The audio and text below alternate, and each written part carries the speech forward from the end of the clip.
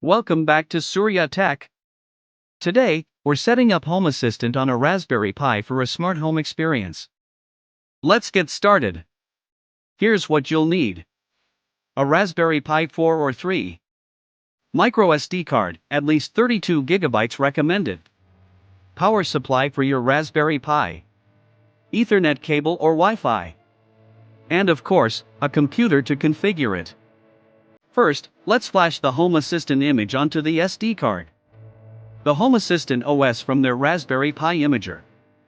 Then flash the image onto your SD card. Insert the micro SD card into your Raspberry Pi. Into your Raspberry Pi. Connect it to your monitor, keyboard, and mouse. The keyboard and mouse. Power it up, and your Raspberry Pi will boot into Home Assistant. When the Home Assistant interface loads, you'll need to set your location, time zone, and create an account. It's super easy, just follow the on-screen instructions. Now, let's configure your network. You can either connect through Ethernet for a more stable connection or use Wi-Fi by entering your credentials. Once you're all set, you can access your Home Assistant dashboard via the local IP address of your Raspberry Pi or remotely using the Home Assistant cloud.